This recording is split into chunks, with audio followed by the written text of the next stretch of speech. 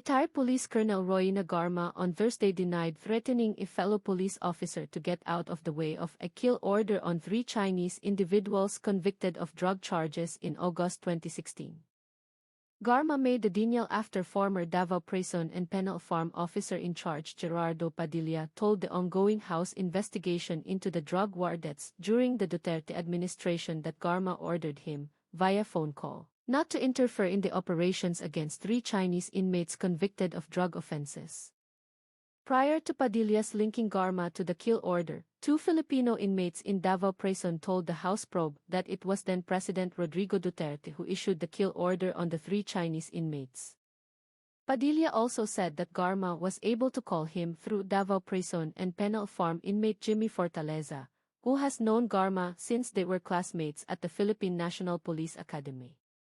Garma also talked about visiting inmate Fortaleza with 2 other classmates in July 2016, but said they did not talk about any kill order on the inmates. Cebu City Police Chief Royina Garma, Mayors Tommy Osmeñas hated but Duterte's trusted. So alam po yun, dun talaga sa buong Cebu City that Tommy Osmeña did not really like you as the Chief of Police. Hindi kaya Yin or Colonel Garma ang pinakakalaking issue ninyo is because of the extrajudicial killings that happened when you were the Chief of Police of Cebu City? Could that be the reason why Mayor Tommy Osmeña does not like you? Because when you were assigned in Cebu City, there were many extrajudicial killings that happened. Babasahin ko po, Mr. Chair. Ayon din po kay dating Cebu City Mayor Osmeña, this is according to newspaper reports, na naging out of control daw po ang extrajudicial killings noong si Colonel Royina Garma na po ang umupo bilang director ng Cebu City Police Office.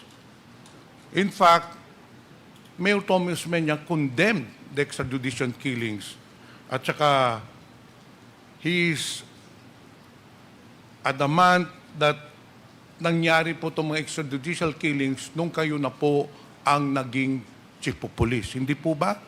Mr. Chair, Colonel Garma, kilala niyo ho ba itong si Yong Huli? No, Your Honor. To refresh your memory, Colonel Garma, itong si Yong Huli was a suspected drug lord in Cebu City.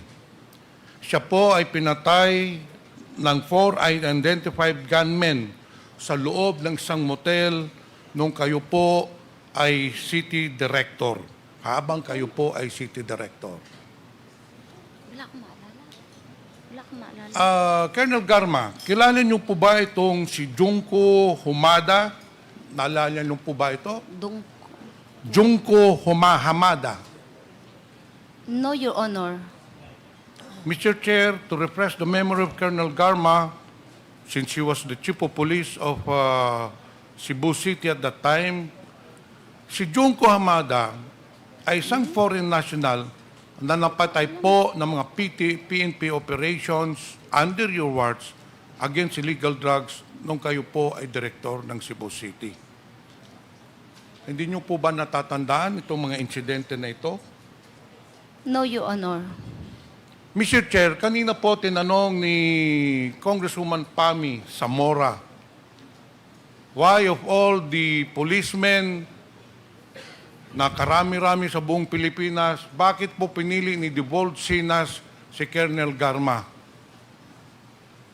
Meron po akong sagot dyan, Mr. Chair.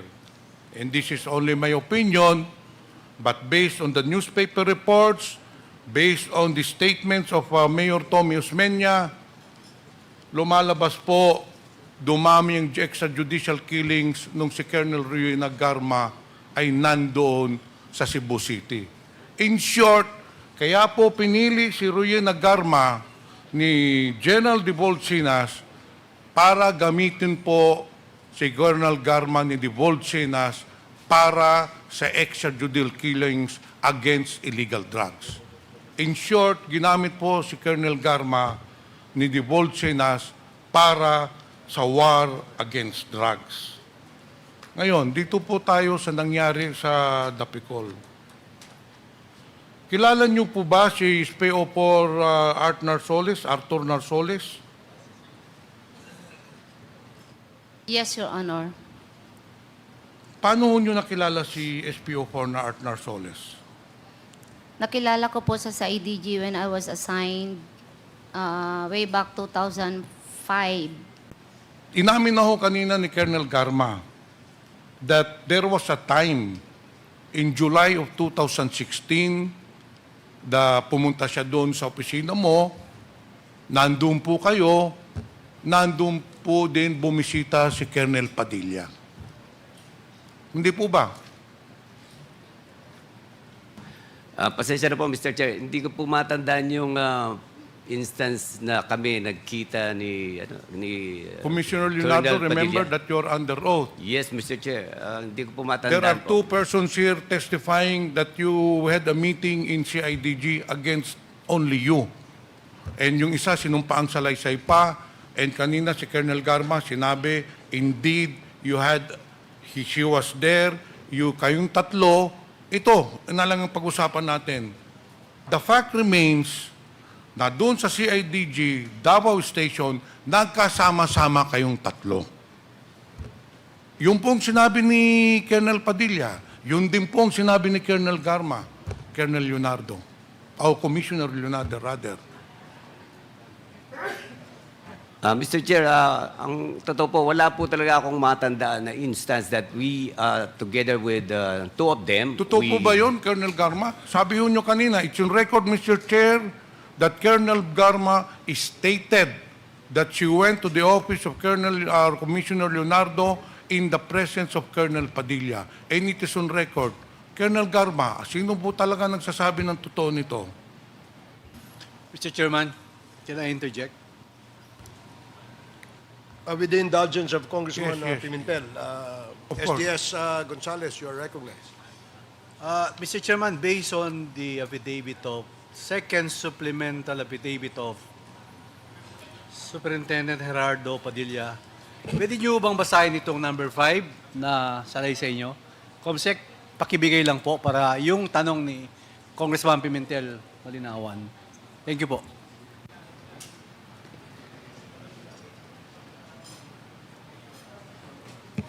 Excuse me, may I know who that gentleman is behind Colonel Leonardo?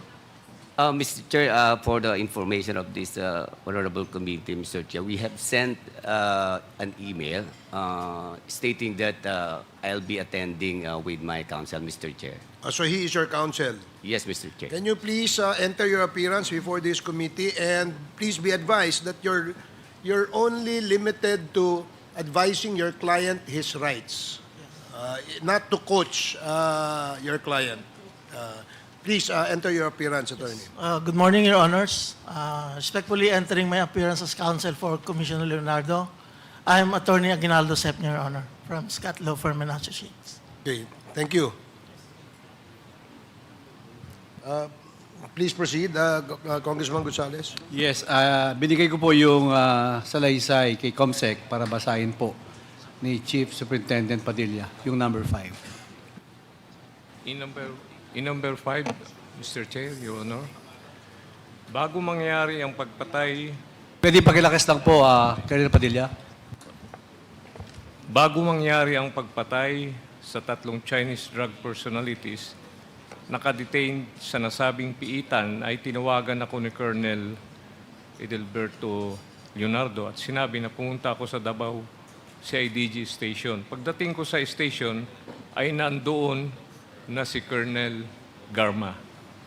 Kinausap ako ni Colonel Leonardo ang mga 30 minutes at sinabi na papatayin na namin ang tatlong Chinese na nandoon sa Davao Prison and Penal Farm. Mag-cooperate ka na lang habang kami ay nag-uusap ay pinangakuan niya ako ng promotion. Thank you, Colonel Padilla. Thank you, Mr. Chairman. Thank you, Congressman Pimentel. Yun po, pinabasa ko lang po.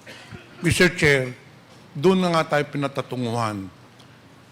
Very important itong meeting na nangyari ng July 2016 wherein Colonel Garma and Colonel Leonardo and Colonel Padilla were present.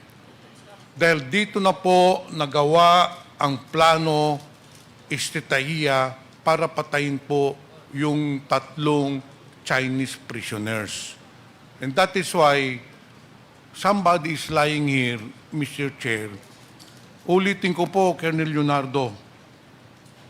Ito, binasa na po ni Colonel Padilla yung sinumpaang salaysay niya na nagkita po talaga kayo doon sa opisina. Pinatunayan po ni Colonel Garma, although iba ang version niya, pero the fact remains na pinatunayan niya na nagkita kayong 3 doon sa opisina mo. Commissioner Leonardo, tanungin ko po kayo, totoo po ba na nagkita-kita kayo doon? Mr. Chair, gaya po ng sinabi ko, hindi ko po matandaan na nagkita-kita kaming 3 doon po. Pero si Colonel Garma, may mga instances na natanda ko nagkita po kami, Mr. Chair. So, are you denying that Colonel Padilla was never in your office?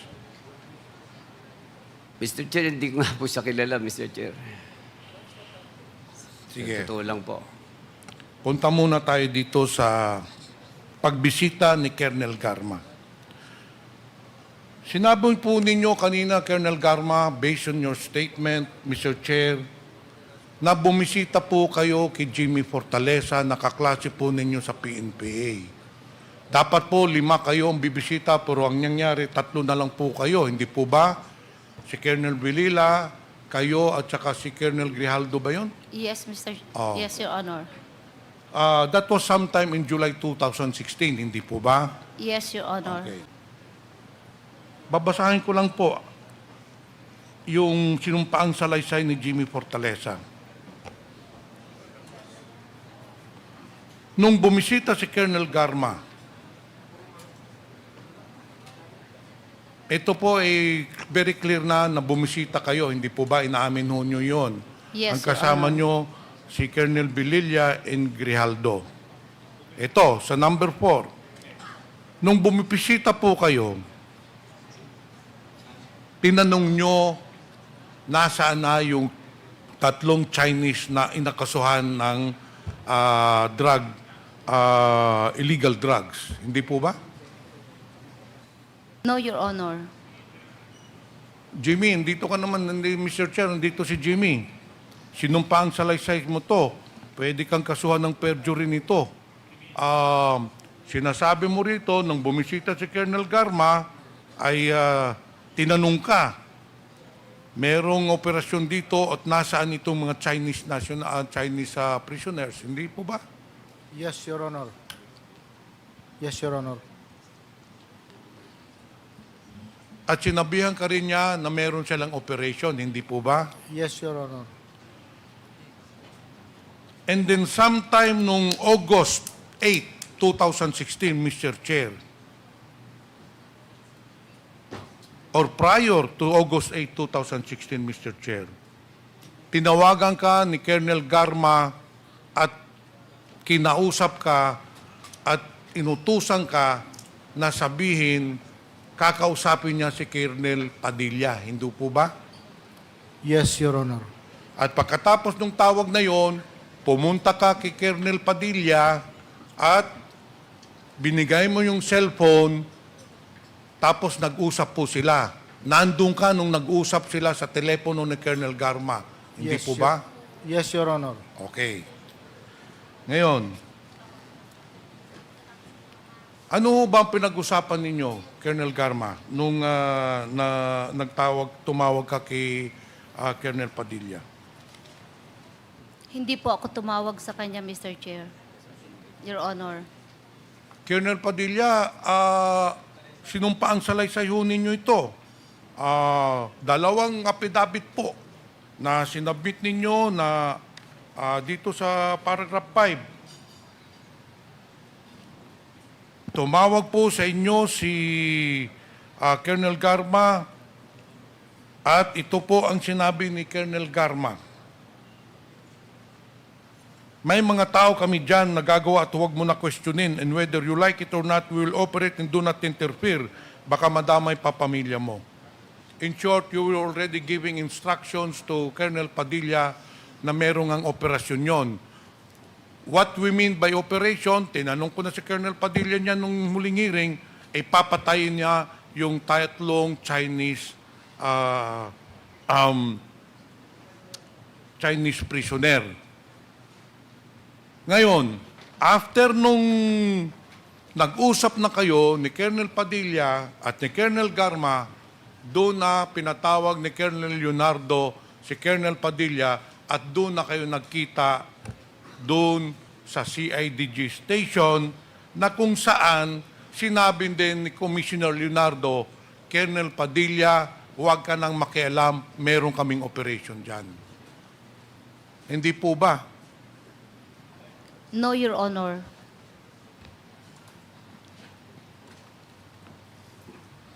Mr. Chair, sa insidenteng ito po, it has all the footprints, fingerprints, quote-unquote, so to say, of Colonel Garma. Actually, Colonel Garma, lahat ng utos, even to SPO4 Artnar Solis, nanggaling ho sa inyo. After ng meeting ho ninyo ni Colonel Padilla, ni Commissioner Leonardo, doon na nyo inutusan si Artnar Solis, who is very close to you, para puntahan si Leopoldo Tan at inutusan na patay na yung tatlong Chinese. Hindi po ba?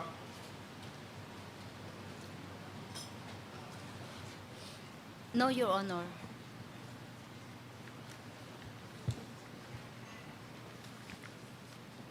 Mr. Chair, there are 1, 2, 3 statements from resource persons which is under oath against the statement of Colonel Garma which is not even under oath. Sino po ba ang papaniluhaan natin? Yung nagbigay ng sinumpaang salaysay o yung isang tao who has always been denying of her involvement in this incident? It is very clear, Mr. Chair, that somebody is not telling the truth in this interpellation. And I believe that Colonel Garma, siya po ang nagdirektor nitong incident nito, siya po ang nakakaalam. He had contacts with Jimmy Fortaleza, he had contacts with Colonel Padilla, ito po mga sinumpaang salaysay. So I believe, Mr. Chair, that Colonel Garma is lying to her teeth. Yun lang naman po ang gusto naming malaman. Ito pa, Mr. Chair. Na-establish na po natin sino po nagsisinungaling dito. It is perceived, not only in Davao City, but in the ranks of policemen, among your peers, that you are very close to President Duterte. Is that true? That is their perception, Mr. Chair. Pero that perception is believable, Colonel Garma and Mr. Chair. Why? Yung pag-appoint ho sa inyo ng PCSO, hindi ho ordinaryong trabaho yan that you just go for a job interview, you just apply for a position. We know very well that the position of PCSO is a presidential appointee. And we know very well in the government that if you are not close to that powers pabi, you will never be appointed. Kahit po wala ho tayong application form, kahit po walang a job interview, pag malapit ka po sa appointing authority, you will be appointed. So yung perception po na malapit po kayo, totoo po yun. Hindi totoo yun, hindi haka-haka. Because kung hindi po kayo malapit kay former President, you will never be appointed as PCSO. Hindi po ba? Possible, Mr. Chair. Do you think, Colonel Garma, kung hindi kayo malapit kay Duterte, ma-appoint ho kayo as PCSO? Hindi po mangyayari yung Colonel Garma. Alam ho natin, even up to the Assistant Secretary level, to the USEC level, you must be very close to the powers that be. And in that case, you were appointed because of your close relationship with the former president.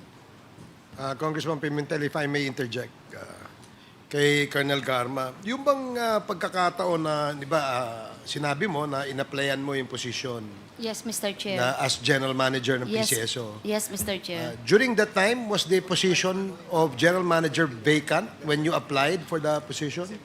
Ano po, parang there are news articles na So in other words, Tatanggalin. hindi ho siya vacant. natatanggalin na, magre-resign na. So merong news article na tatanggalin siya. Yes, during those time Who was po. the general manager at that I time? think it's General Balutan, Mr. Chair. I'm not sure kung natanggal na o there's an article that he will be removed. General Balutan. Yeah, yes, And Mr. Chair. when you applied, submitted your resume and your application kay Senator Bongo, hindi pa siya bakante. I cannot recall anymore kung Anong- nabakante na, Mr. Chair. I'm not really sure of the date, but I'm very sure I submitted my application. That was November, first week of November 2018, Mr. Chair. 2018. Yes. But that time, have you already resigned from Not PNP? yet. No, Mr. Chair. So nag-apply ka as general manager ng PCSO na wala pang vacancy yung GM position at nasa active service ka pa. I'm not sure if it is vacant, Mr. Chair, or there's an article it's going to be vacant. So I'm that's- sure alam ko po na parang matatanggal na o natanggal because under investigation na po. And Yung kay General Balutan yung time. position, Okay. yes, Mr. Chair. So sa madaling sabi, Colonel Garma, during the time, because you're not sure yet whether kasi meron ng, I think, investigation nga, tama, no? Kay Yes, Mr. Chair. General Balutan that time, in-applyan mo na, anticipating na matatanggal si General Balutan. Yes, Mr. Chair. Okay, is that a correct assumption? Yes, Pangalawa, yes, Mr. Chair. you're not yet sure kung tatanggapin yung application mo as the PCSO General Manager that time Yeah. kasi ongoing investigation and you were still in active service. Yes, Mr. Chair. Okay, sige. Thank you, Colonel Garma. Mr. Congressman Chairman. Pimentel. Mr. Chairman, With the indulgence of Congressman Pimentel. Yes, Congressman if I Suarez. may be allowed, just to interject. Colonel Garma, may nakikita lang kasi akong mga inconsistencies doon sa testimonies mo. Dati po kasi akong gobernador at nagtrabaho sa lokal na pamahalaan. Yes. At alam naman po natin na hindi po na ipepwesto ang mga pulis kung unang-una, hindi po muna ito sinasang-ayunan ng mga chief executives. Nabanggit po kanina na sa maraming palipat-lipat po ninyo ng iba't ibang mga pwesto dahil daw po ito lamang sa due to merit. This is a fact that you stated. Yes, Your Honor. However, the places that you went to are plum areas. From Davao City, you were transferred to Cebu City. Those are plum cities to be placed under your direct supervision. And without intervention or influence from those that decide, those are very difficult positions to attain, Colonel Garma. So are you still suggesting to this committee that it is only because of merit? That's why you gained those appointments and not through personal relationships? Mr. Chair, I never asked for positions. Hindi po ako lumalapit kahit kanino Okay. Okay lang po. Pagkuha ng Okay lang po, position, okay lang Mr. po. Chair. Kasi sa akin kanina, nabanggit nyo, Colonel Garma, ang pinakamahalaga sa inyo ay yung kapakanan ng anak ninyo. Yes, Mr. Chair. Kaya po kayo nag-resign. Yes, Mr. Chair. Kung pinahalagahan nyo po yung kapakanan ng anak ninyo, bakit po ilalagay nyo sa alanganin na sitwasyon ang buhay ng anak ninyo na wala po kayong trabaho?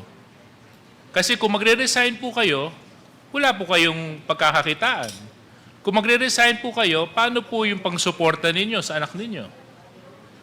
Mr. Chair, that is why I applied November of 2018.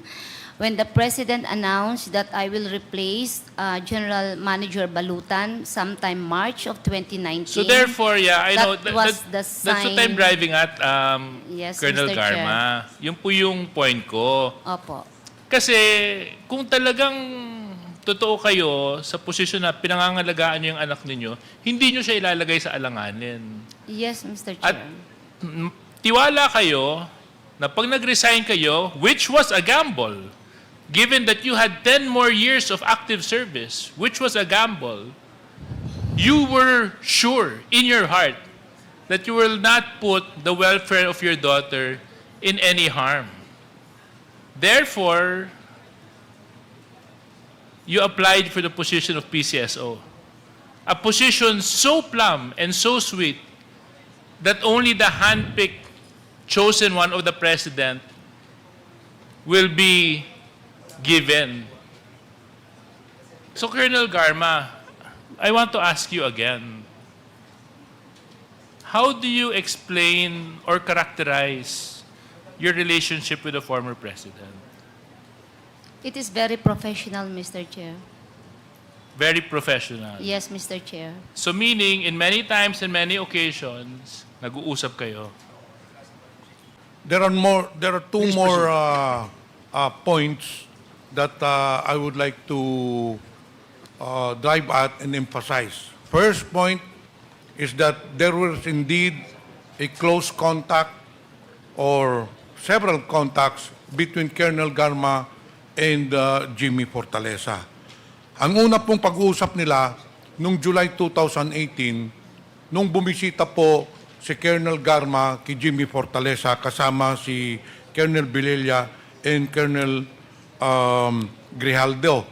Ito po ay inamin po ni Colonel Garma kanina po, 2 beses niyo po inamin na it's true that nakipagkita siya kay Jimmy Fortaleza. At doon sa pagkikita po, sinabihan niya si Jimmy Fortaleza na magkakaroon po ng operation sa Davao Penal Colony. Yung pangalawang contact po nila, nangyari po nung tinawagan niya si Jimmy Fortaleza po at nakiusap siya na dalhin yung cellphone para makausap ni Colonel Garma si Colonel Padilla. At doon sinabihan din si Colonel Padilla ni Colonel Garma na may operation doon at huwag sila makailam. Pangalawang beses po yon. Ang pangatlong beses po, tumawag po uli si Colonel Garma noong August 8, 2016 kay Jimmy Fortaleza.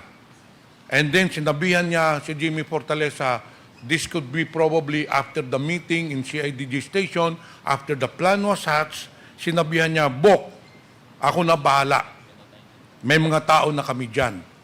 Probably, I assume that this was after na nakontak na si Leopoldo Tan and si Magda Daro na patay na nga yung Chinese prisoners.